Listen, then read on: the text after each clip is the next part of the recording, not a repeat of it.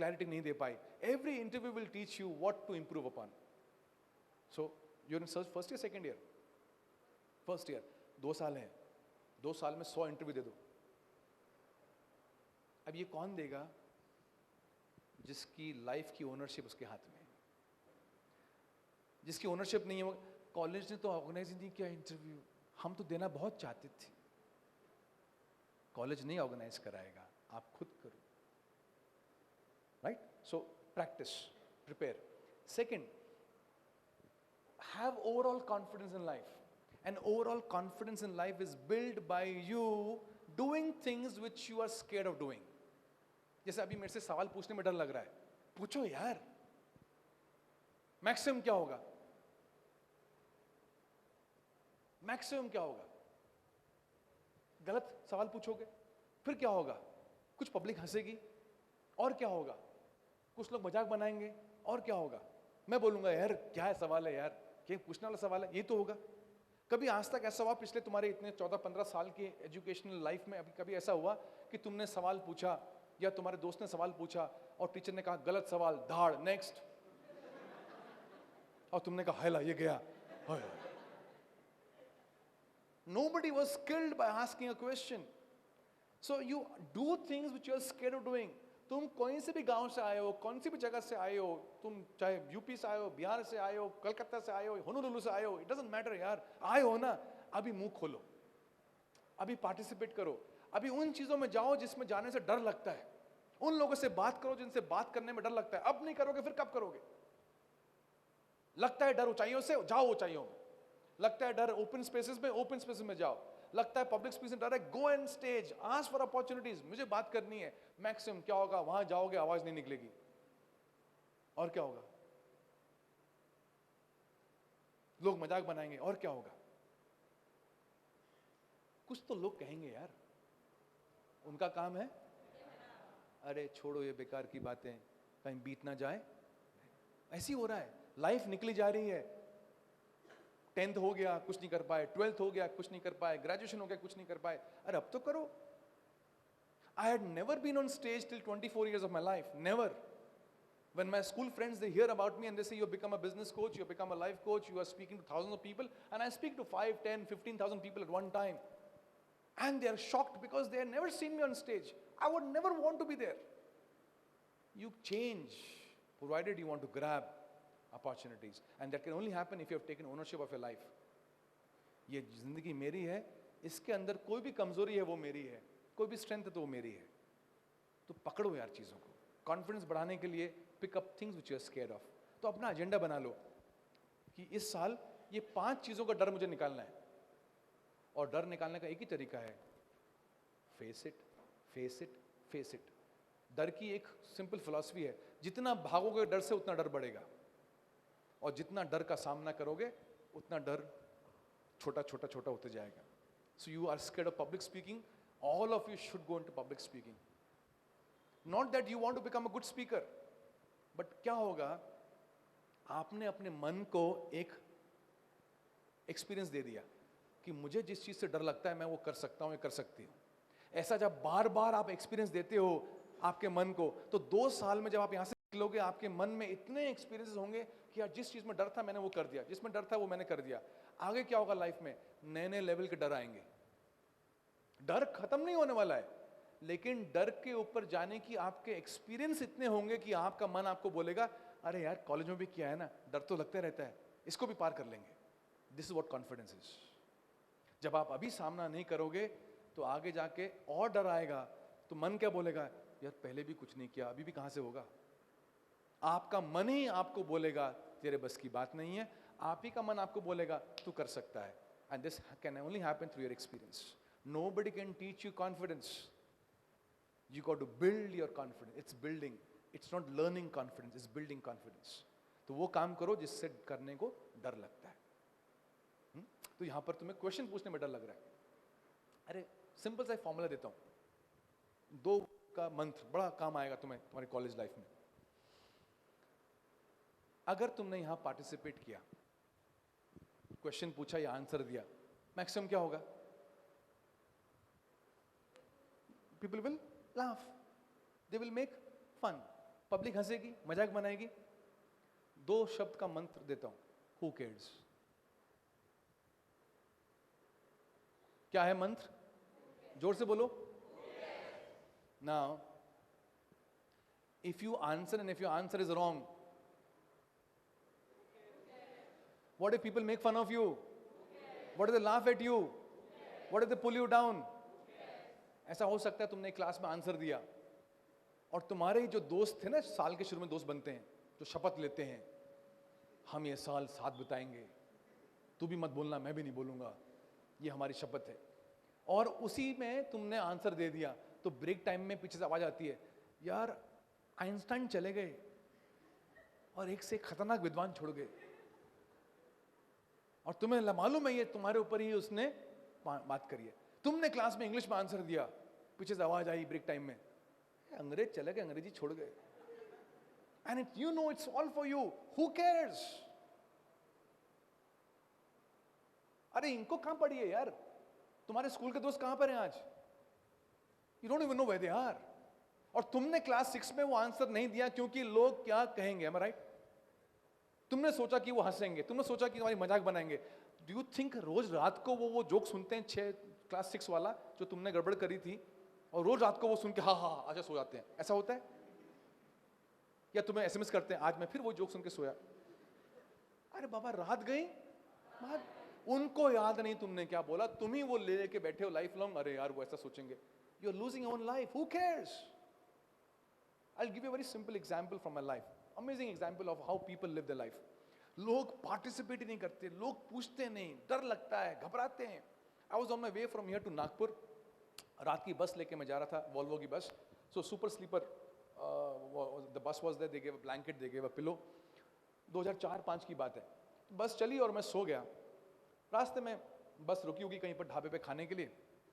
उसके बाद फिर आधे घंटे बाद बस चली, तो 12:30-1 बजे मेरी नींद खुली। I had a window seat and there were 2 reasons कि मेरी नींद क्यों खुली। Number 1, I had to answer nature's call, बहुत जोर से लगी थी।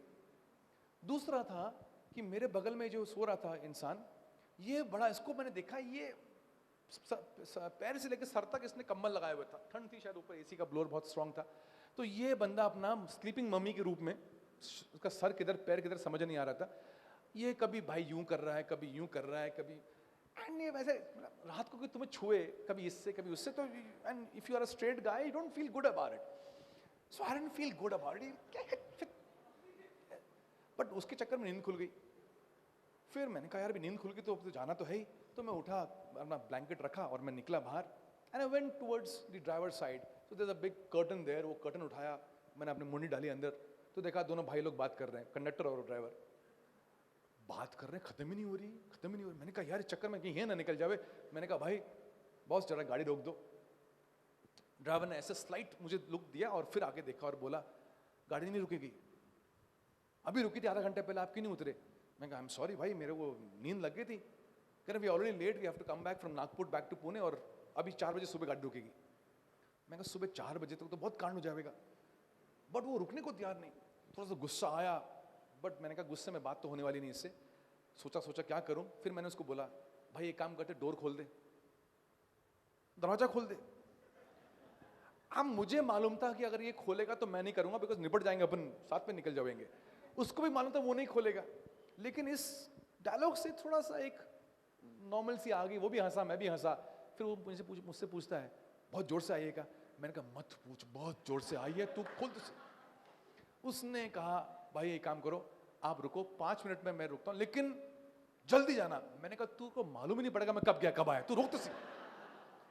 ऐसा करके उसने कहा मैं रुकता हूं भी। उसने ये बोला तो मुझे लगा यार I am it's a victory, ऐसा सीना चौड़ा हो गया, और मैं ऐसा वॉक करते हुए अपनी सीट पे आया। मैं अभी रोकेगा तो अपन जाएंगे। मैं बैठा ही था कि अपना स्लीपिंग मम्मी जो भाई अपना बगल में सो रहा था, कम्बल से मुंह निकालता है बाहर, मुझे देखता है और बोलता है माना क्या, माना क्या? मैं उसको देख रहा हूं शॉक में। मैंने कहा आपको भी जाना है क्या? कह रहे 1 घंटे से जाना है।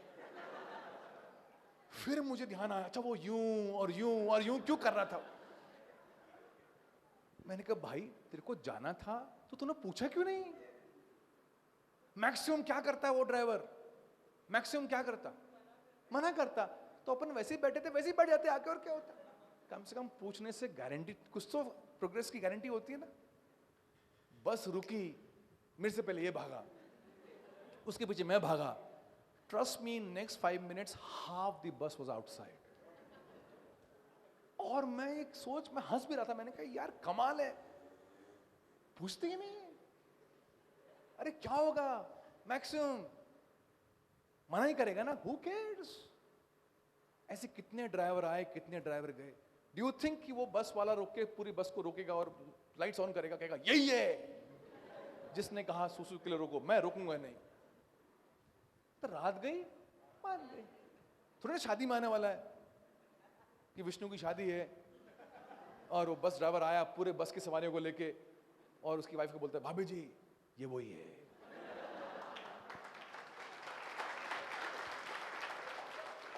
अरे बाबा, जिस तरह स्कूल के दिन निकल गए, ये दिन भी निकल जाएंगे, और तुम सोचते रहोगे उनके बारे में जिनके सोच में तुम नहीं हो। ये क्या जिंदगी है यार? Live life. सिंपल मंत्र, who cares. Come for public speaking, what will happen if you fail? Who cares? What if they make fun of you? When you pick up assignment और वो assignment अच्छा नहीं हो पाया जिस ढंग से होना चाहिए, but be very careful, you have put in your best effort. You don't come in time and the professor says time भी क्यों नहीं आया? Who cares? ये देखो, it's a knife. You can either cut vegetables with it or you can murder people with it.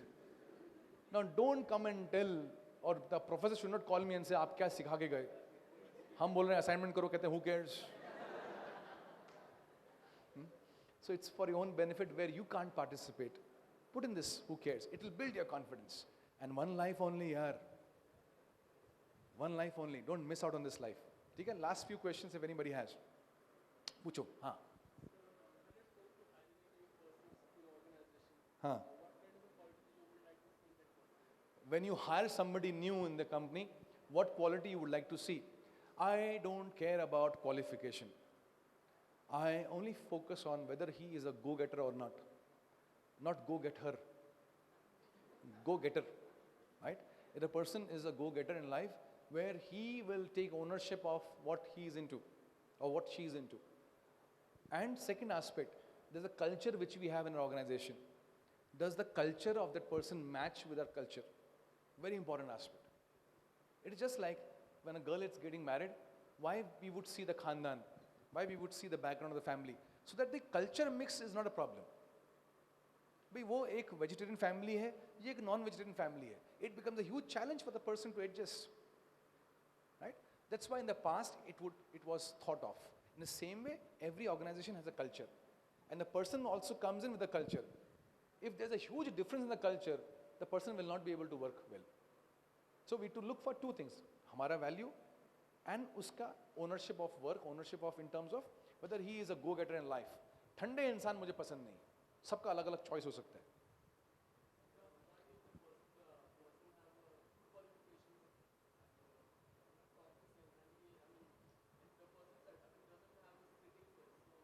Sitting sense.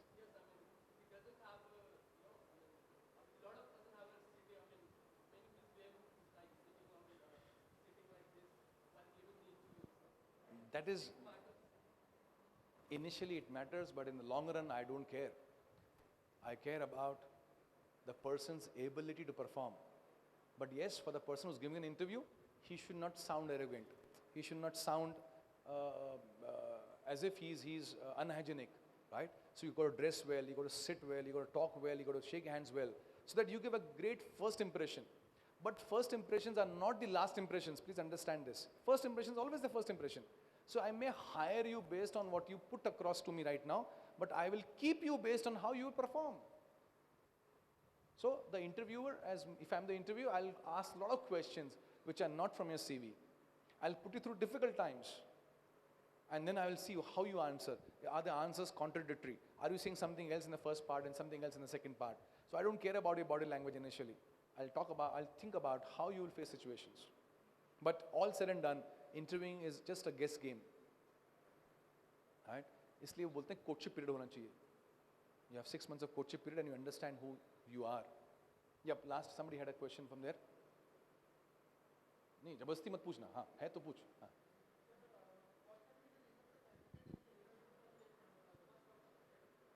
Sorry, जोर से बोल.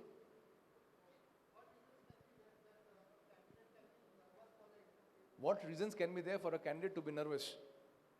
Preparation नहीं किया है, right? First time दे रहा है, right? और खबर सुन के आया है उल्टी सुलटी पहले, यार बड़ा फाड़ू इंटरव्यू है रे यार. ऐसे आत्माओं से मिलना ही नहीं पहले. सीधे निकल के जाने का, ना लेफ्ट ना राइट, सीधे एंट्री मारने का. And prepare a lot more. And in the interview process, if you don't know an answer, you don't know an answer. Don't fool around. Tell the interviewer, I'm so sorry sir, this answer I have no idea about. He will like your honesty. Then you fooling around.